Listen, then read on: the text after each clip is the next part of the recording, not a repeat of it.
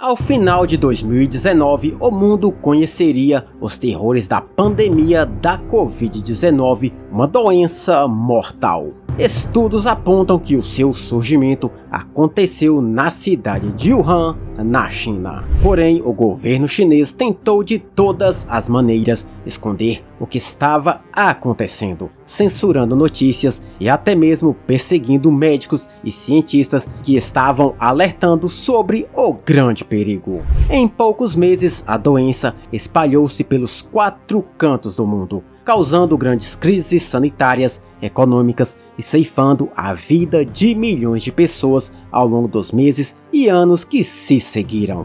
Porém, essa doença mortal não está nem entre as 10 piores pandemias de nossa história. Fala galera, tudo bem? Eu sou o Jambrão e no vídeo de hoje vamos conhecer as piores pandemias de toda a história. Mas o vídeo de hoje será muito especial, pois contará com a participação do Léo, lá do canal Estudos Históricos.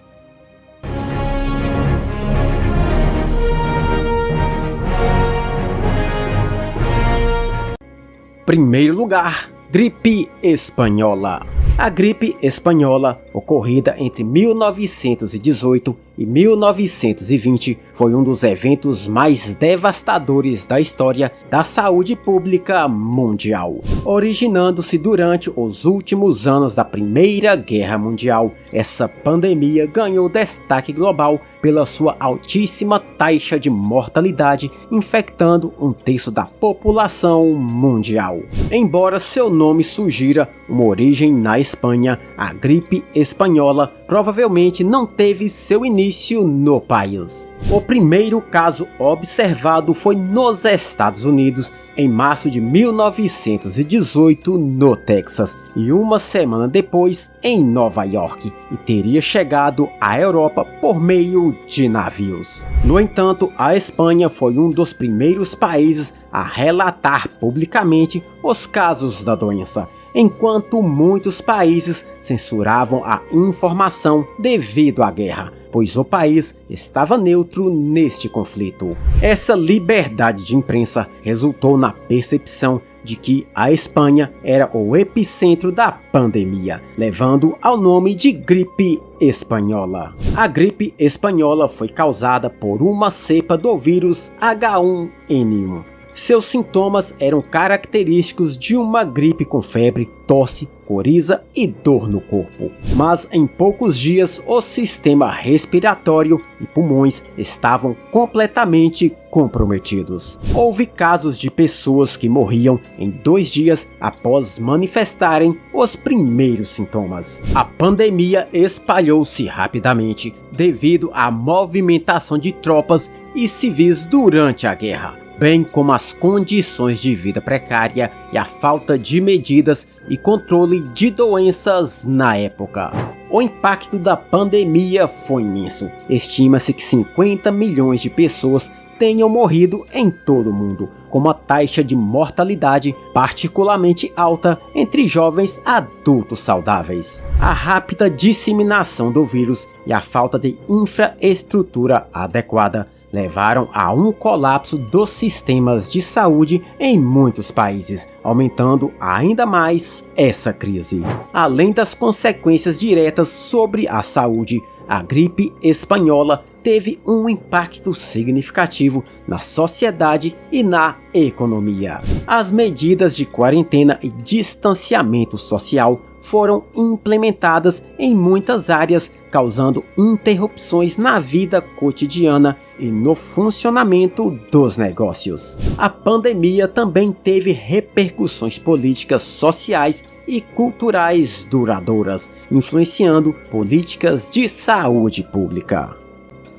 Segundo lugar, praga de Justiniano. A peste bubônica, mais conhecida por peste negra, é uma doença causada pela Yersinia pestis, uma bactéria encontrada em pulgas contaminadas que ficam em ratos. Quando as pulgas contaminadas têm contato com os seres humanos, a transmissão da doença acontece. A partir daí, a peste pode ser transmitida de humano para humano pelas secreções do corpo ou pelas vias respiratórias. Os cientistas e historiadores acreditam que a peste negra surgiu na Ásia Central. Existem inúmeras teorias sobre o lugar específico onde a doença surgiu, mas a mais aceita sugere que o seu lugar de origem é a China e que durante muito tempo a peste tenha atuado exclusivamente na Ásia Central. Existem relatos de doenças parecidas com a peste bubônica na Bíblia, com um relato que fala de uma doença causada por ratos que atingiu os filisteus. Durante o reinado de Justiniano, que durou de 527 a 565, o Império Bizantino foi assolado pela peste negra. Um dos arquivistas do Império Bizantino, Procópio de Cesareia, foi o primeiro a descrever os sintomas da doença, que ficou conhecida como a peste de Justiniano. O nome peste de Justiniano foi dado porque muitos acreditavam que isso era um castigo divino lançado por Deus ao rei que estava trilhando a estrada do pecado e contra Deus. A doença dava-se a partir de febre alta e aparecimento de bubões que eram pústulas na pele. Fora isso, apresentavam delírios, bolhas negras do tamanho de grãos espalhados por todo o corpo e, na fase final, o vômito de sangue. A peste bubônica também ficou conhecida como a peste negra, devido às bolhas espalhadas por todo o corpo. A praga chegou à região através da Rota da Seda, quando navios chegavam à região com os porões infestados de ratos e pulgas contaminadas, fora as pessoas já contaminadas das embarcações. Houve, assim como na maioria das pandemias, a paralisação da atividade econômica e a vigília de soldados, mantendo as pessoas fora de circulação, sem forma de contê-la, visto que os medicamentos para erradicar a doença ainda não existiam na época. Os cidadãos passaram a ficar em casa no intuito de diminuir o índice da contaminação. Procópio de Cesareia relatou que os corpos já não podiam ser mais enterrados adequadamente, pois não tinham coveiros suficientes, forçando os corpos a serem enterrados em valas coletivas. A doença simplesmente dizimou quase totalmente o exército bizantino, que ajudou a espalhar ainda mais a praga pelo Oriente Médio devido às diversas guerras e conflitos. Entre 1541 a 1544, a peste bubônica matou 26% da população mundial da época, cerca de 50 milhões de pessoas. Olá a todos, meu nome é Leonardo, faço parte do canal Estudos Históricos e é um prazer estar participando aqui hoje no vídeo do nosso colega Jean Brão do canal Início de Tudo. Peço logo que você se inscreva aqui no canal dele, deixe sua curtida, seu comentário, isso ajuda demais pra gente que cria conteúdo, e dê uma visitadinha também no Estudos Históricos, eu acho que você vai gostar bastante do conteúdo.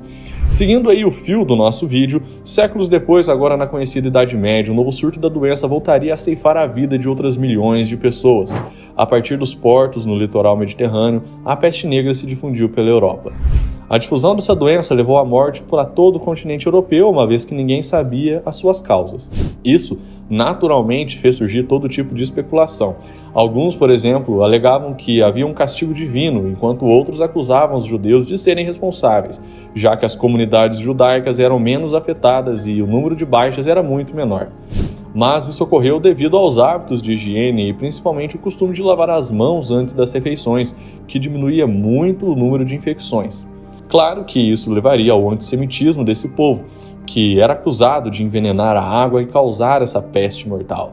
Durante a Idade Média, a Europa era um verdadeiro esgoto ao céu aberto, com carcaças de animais e dejetos humanos lançados por todos os cantos de todas as cidades, atraindo milhares de ratos. A icônica veste e máscara que vemos em diversas ilustrações surgiu nessa época.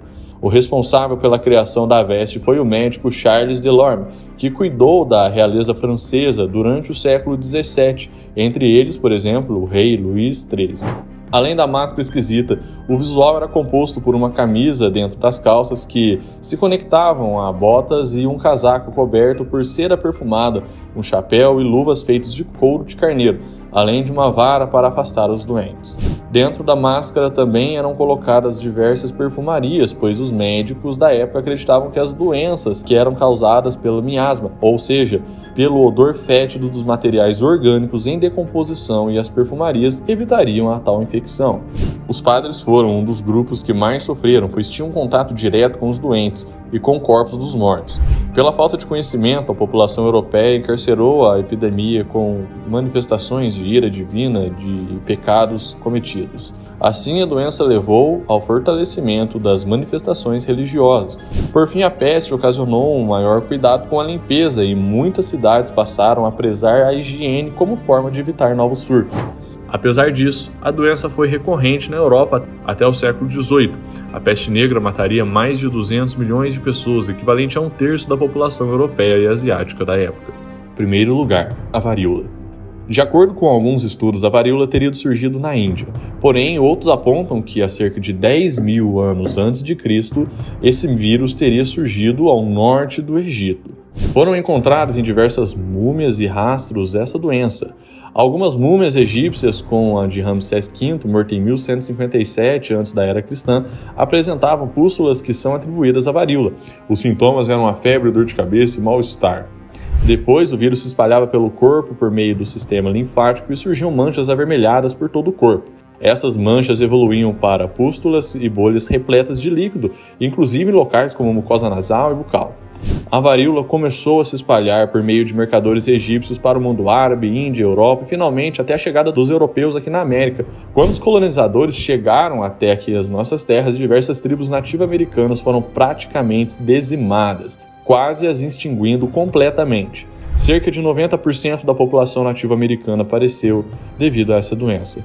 Para termos uma ideia da mortalidade desse vírus, 1 a cada 3 infectados morriam nos primeiros 15 dias, e os que sobreviviam ficavam com a pele marcada para sempre, gerada por feridas causadas pelas bolhas.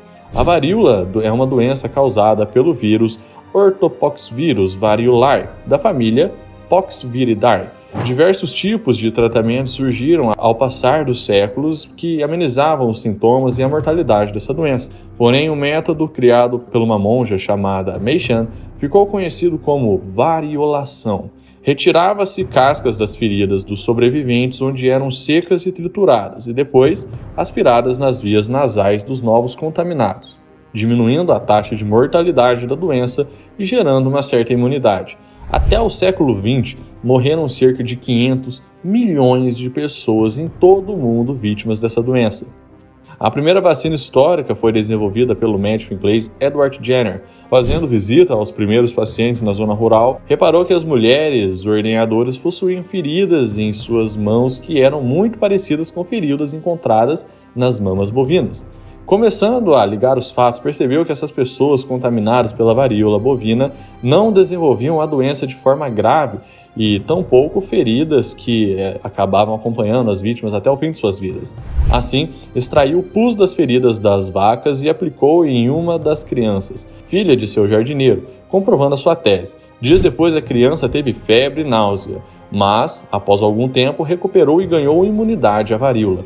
Assim surgiu a primeira vacina da história, desenvolvida em 1796, e anos depois espalhou-se pelos 4 cantos do mundo. O último caso de varíola registrado foi em 26 de outubro de 1977, na Somália, e oficialmente erradicada em 1978 pela OMS. Mas, se você quer conhecer a história completa da primeira vacina da história, Jambrão vai deixar um link aqui na descrição e nos cards finais.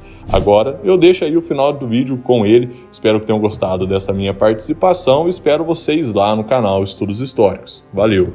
Queria agradecer o Léo por ter ajudado a contar essa história. E não se esqueça de ir lá conferir o canal Estudos Históricos, onde estarei fazendo uma participação ajudando a contar a história dos temidos Cavaleiros Templários. Confira se seu sininho está ativado para não perder mais nenhum vídeo e aproveite e deixe suas sugestões de temas para o próximo vídeo. Galera, esse foi o vídeo de hoje e, como de costume, até a próxima!